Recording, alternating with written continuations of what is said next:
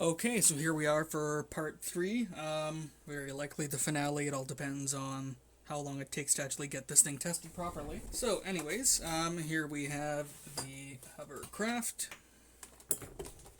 And I've actually already done a little bit of testing on it just because I was eager to test this out. So, Amazon lost my first shipment by sending it to the wrong city. Then I had to deal with a bunch of shipping and stuff for the next day and whatnot. But anyways, I got in the lithium-ion battery.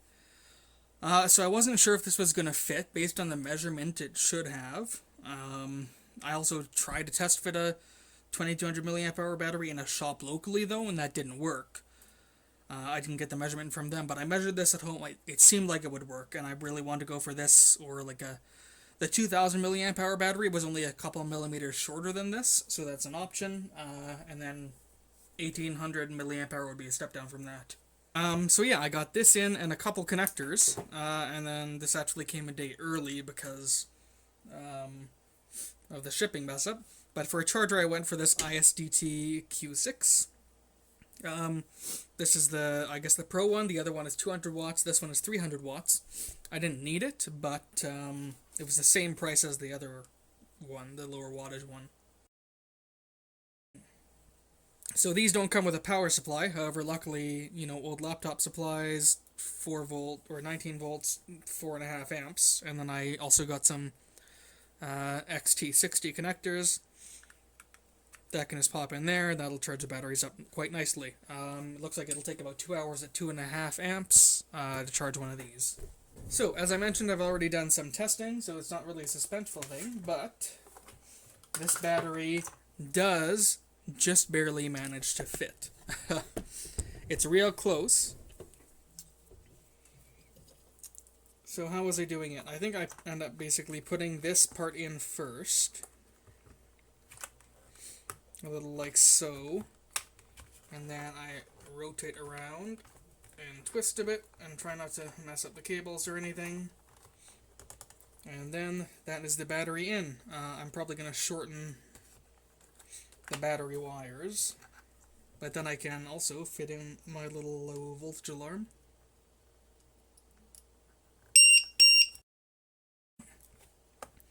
And that tucks in nicely there. And so yeah, if these were shorter or these cables came out over here, that would be good.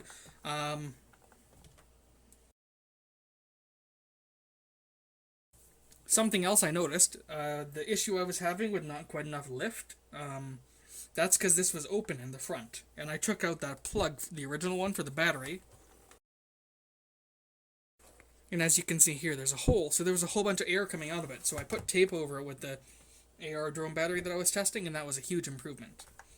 But yeah, so you'll see we can go ahead and plug this in.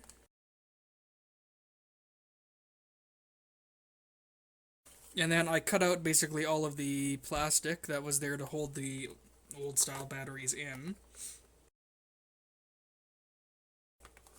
And then you just sort of mush those wires down. I really think I will be changing the battery wires.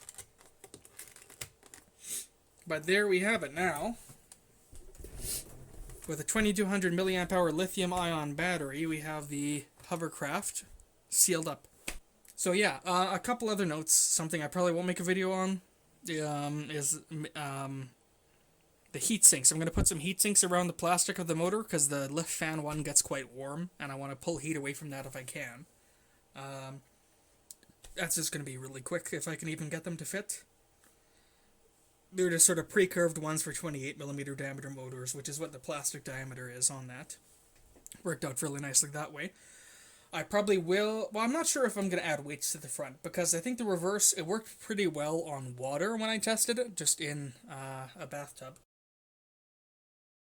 And the back of the Hovercraft going downwards when you pull back on the sticks and try to reverse is like a brake, so that's pretty good. That's nice for trying to slow down. It helps a bit. It is quite floaty to drive around, but there are also times when you want to back up and it just doesn't work, which is quite annoying. But that also has to do with using it inside houses and stuff. So anyways, we'll go ahead and power up the lift fan and stuff, and then we'll also put it on the ground. So yeah, first time on camera, all closed up and all set. So you can see it bounces and it floats a lot more with the cover on, so that the air isn't coming off.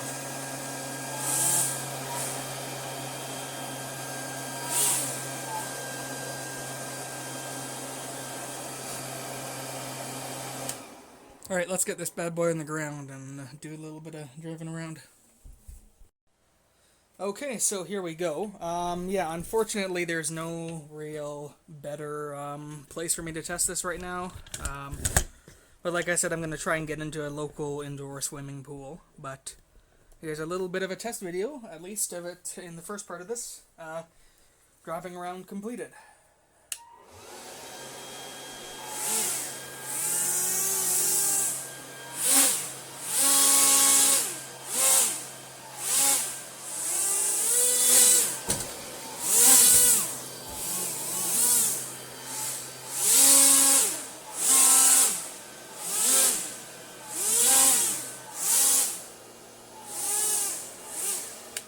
And of course you can kill the motor with that other switch I set up.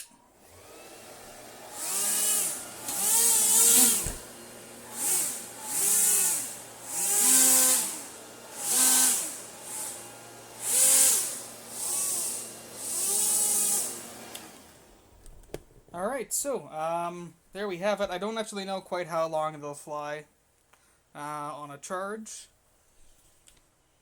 If I can see right now, we're only down to about 4.8 volts a cell, still at like 12.1 volts, so...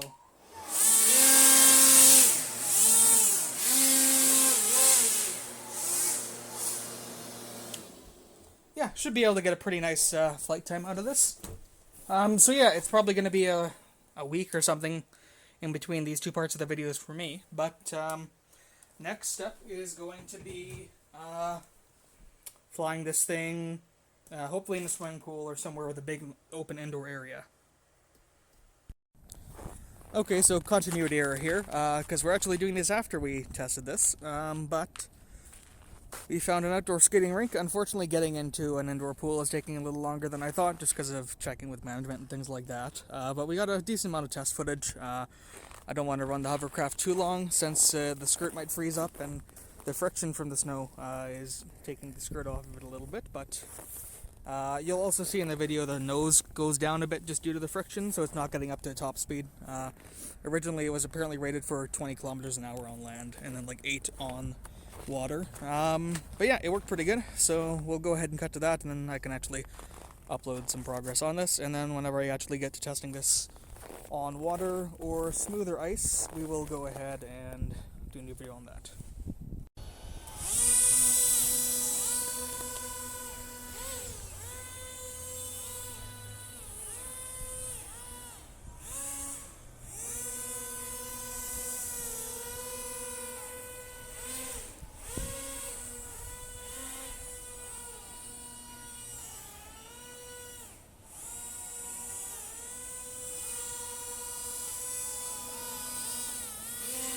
Not sure why the controller's beeping at me.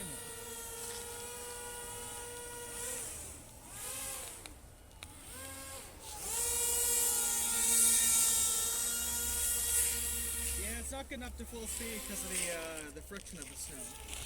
Might be too much on the board.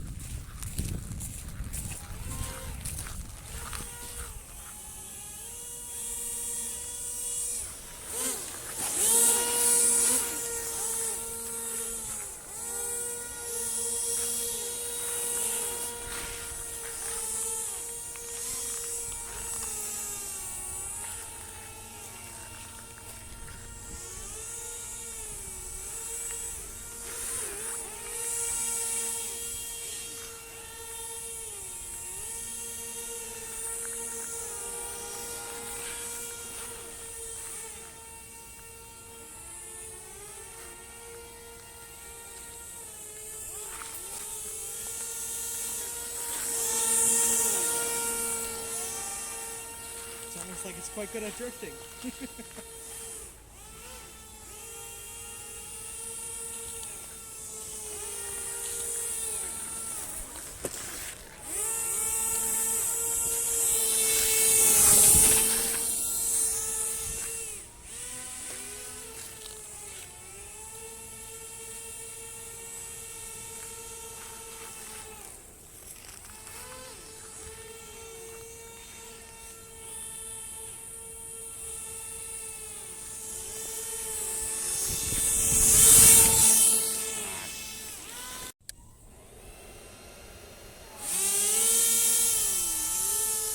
definitely nosing down a bit.